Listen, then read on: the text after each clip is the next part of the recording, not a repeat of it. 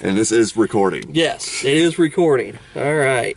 Hi! Hello, we just saw Thor Ragnarok. Yes, and spooky lighting. It has nothing to do with ponies, but we had fun last time, so here we are. Yeah, so we're doing this again.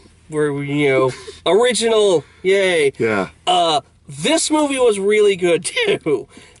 About as much fun as the pony movie, I'd say. Yeah, like, but it's definitely my favorite of the Thor movies, and it's like really high contender for top Marvel movie for me. Yeah. I personally, I liked it more than the Guardians movies. It was a lot jokier than the Guardians movie, which really surprised me, because I'm used to the Guardians movies being the funniest ones. But I love it keeps the continuity that in space in the MCU, it's wacky. It's just pretty wacky. much. Goldblum stole this movie. Yeah, it was pretty we great. needed more Goldblum. I hope he does nothing horrible. I'm so tired of that. Yeah, that's not to get political. Yeah, but, yeah. But they are, like, I forget what, like, the exact headline was. Cause, I have a habit of, I read headlines about news stories, but I very rarely actually read the story. But they're either working on making it so the Grandmaster and the Collector interact, or they promise they will interact. Either way, it's, like, high on the priorities list. Better. Whether that's an after-credit scene or in a movie, I need to see these two. Yeah. Well, aren't they supposed to be brothers? Like, in the comic, aren't they brothers? Well, they're the member of the same group or species, like, I can't remember the exact name, but they're like the elders of the universe, or they're all something. They're the Grand Master, or the Collector, or the Runner, or the Gardener, I think was one.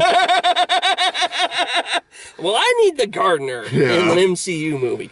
But I thought it did really well combining, like, Thor Ragnarok and Planet Hulk.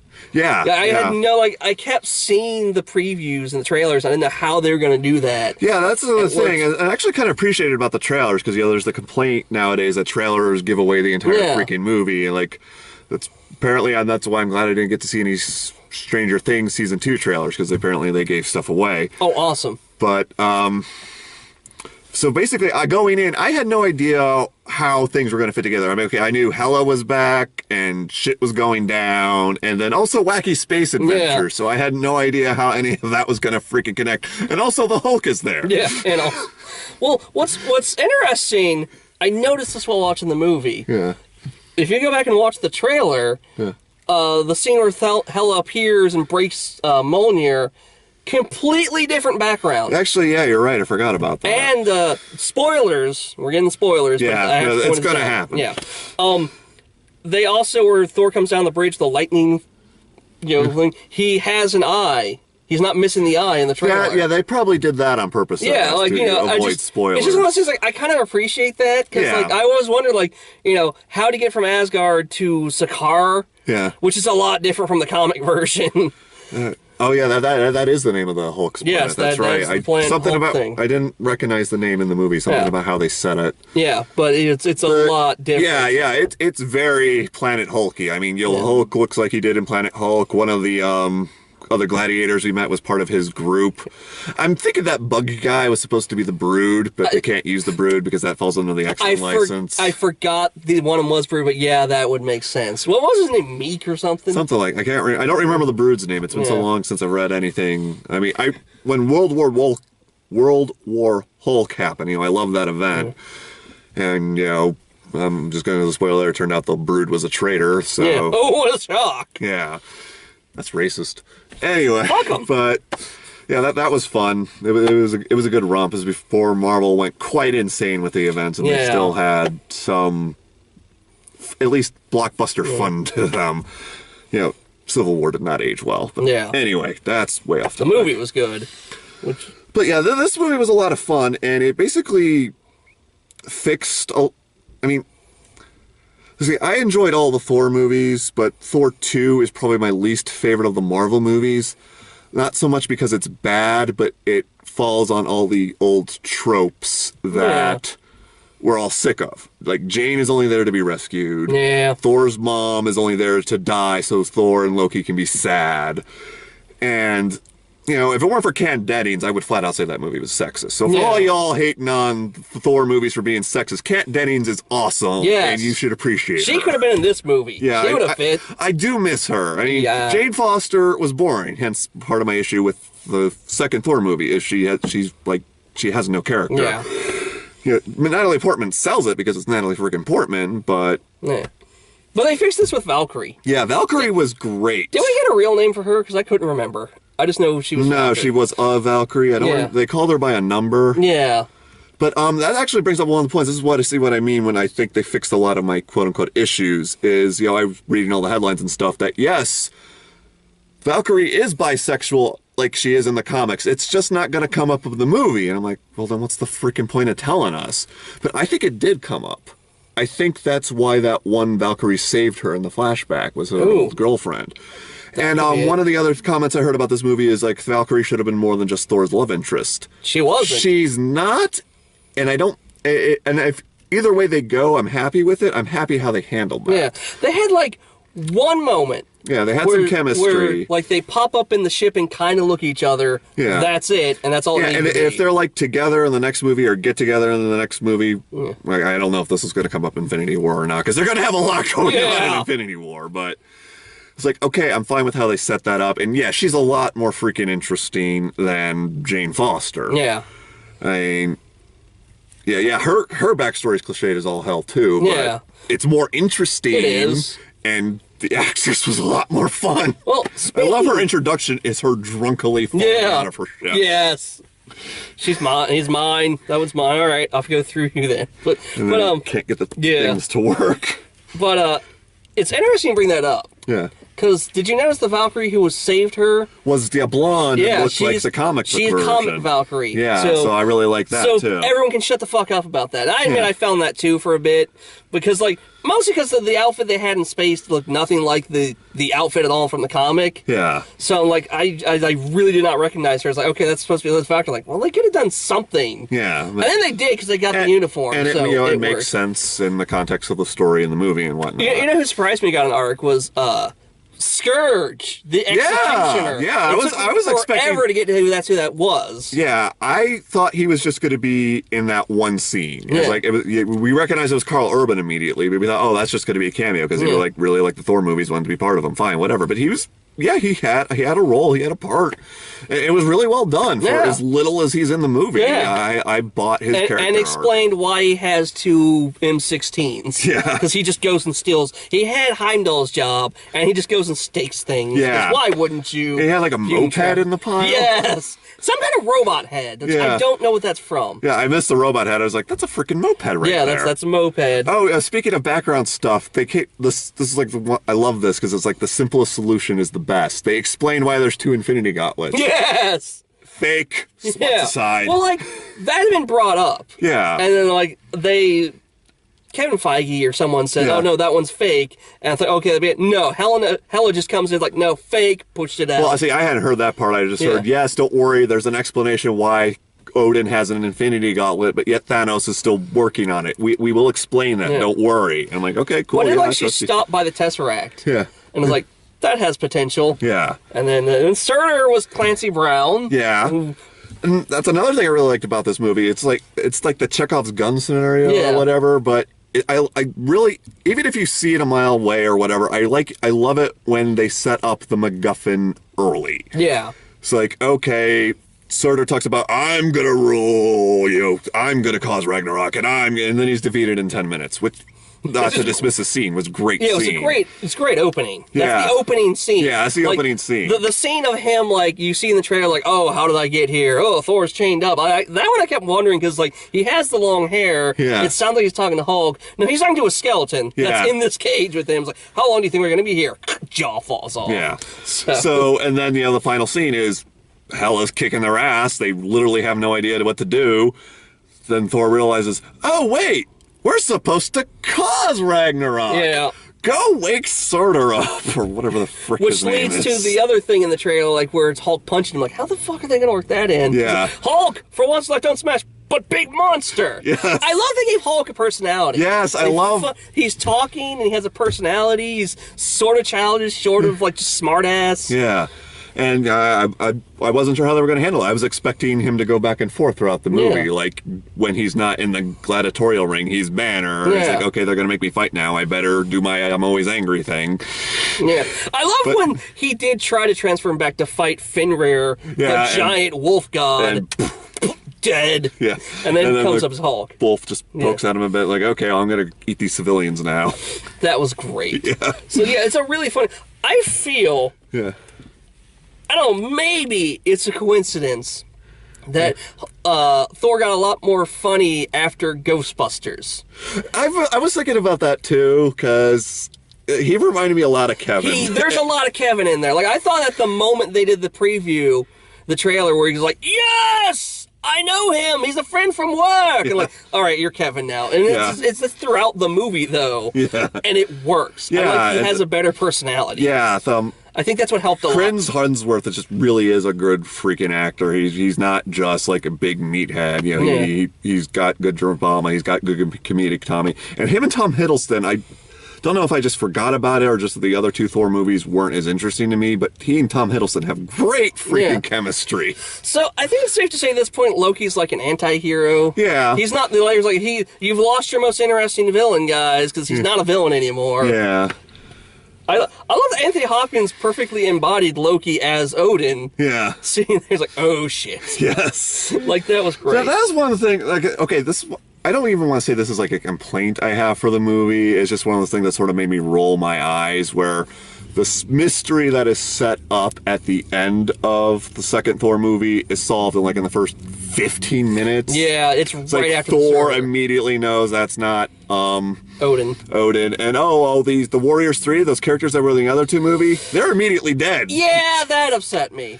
Like the Helena comes in I'm glad one of them wasn't Sif. Yeah, what happened to Sif? Well, I think the actress is busy because she's like in an NBC show. Yeah, that's true. But yeah, that's another thing the first two Thor movies needed was more Sif. She's awesome. I liked her. I loved it when she showed up in S.H.I.E.L.D. Yeah.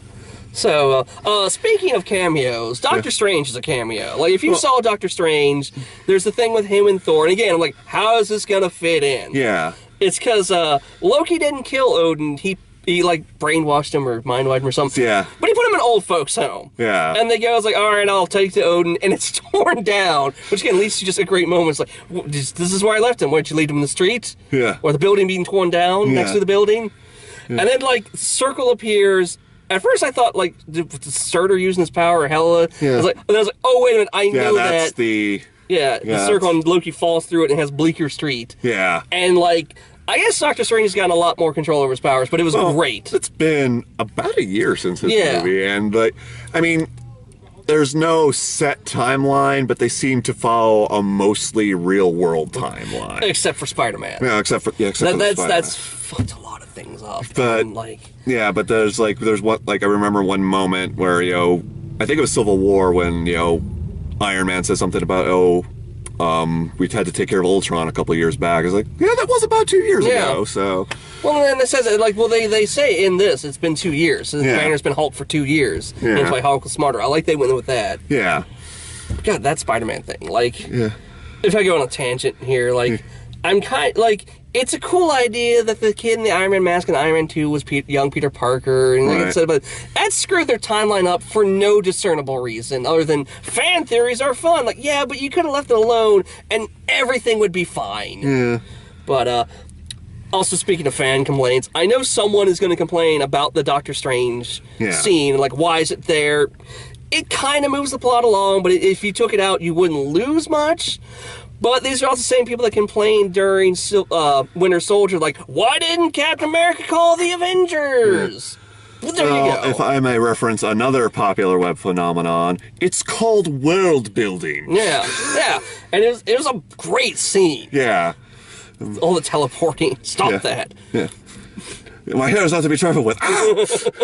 And he got it cut off. Oh, by the way, the Stan Lee cameo was pretty great, too. Yeah! That's what I love the most about the Stan Lee cameos. You have to see that one. Okay, you get to play. I won't bring it away, but that's what I love the most about the Stan Lee cameos, is you never know what the frick they're going to be. Okay, when he started... And still, sometimes he's like, okay, he's a face in a crowd, and maybe he has a line or two. But lately, they've just been so off the wall. It's been great. They're having fun with it. Guardians of the Galaxy is still my favorite. Yes. Guardians of the Galaxy 2 is still my favorite one. Yeah, that explains everything. Yeah, that was just... I mean, that's a fan theory done right. Yeah, it's still not even confirmed if that's what that was. Yeah. Because he seems like he was just talking to the Watchers. Yeah. Like, hey, you're my ride home. Yeah. But either way, that brings up another point. Again, this is more of a nitpick, just how my brain works and handles story, is I hate how they do the 2 extra end of credit scenes where the credits go for a little bit, stop, scene, and the rest of the credits, scene. That just like messes with how my head works. It's like, okay, well, is this the epilogue? Is this another chapter?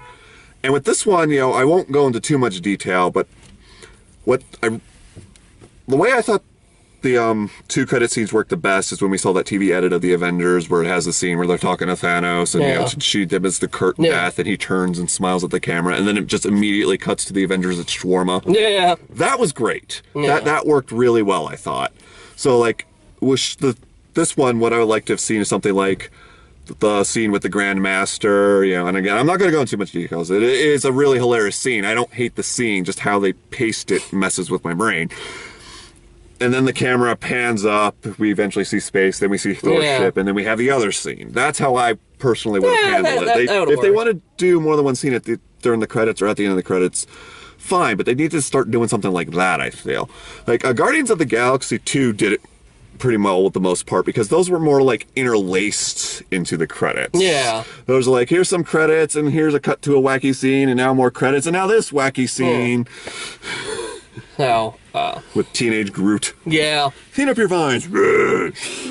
I'm willing to bet the first end credit scene is going to be into how Thor runs into the Guardians of the Galaxy. Like, by the way, I'm really hoping for Black Panther they have the friggin' Infinity War trailer out and wasn't here. Yeah, but we did get an awesome Black Panther trailer, I'm so excited for Black Panther.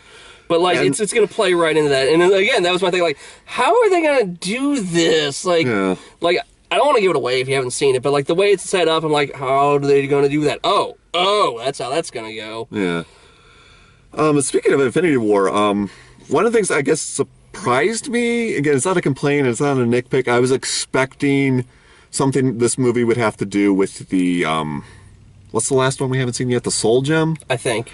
So I was expecting them to set up that somehow. Yeah. Like, we'd see it in the background, or that's what Hela would be after, because she's the goddess of... wait, actually, everything was glowing green. Have we seen the Green Infinity Gem yet? I don't think so. No, it was the Time Gem, was the green one. Okay. That's right, yeah. Okay. So I was expecting something to help further along Infinity War, and unless I missed it, it wasn't there. I mean, like, the Grand Master is involved in the original story, but I don't know what part he plays here. Well, I think part of why the ship, which is... The end credit scene is a ship that rises up, and I think that's Thanos' ship.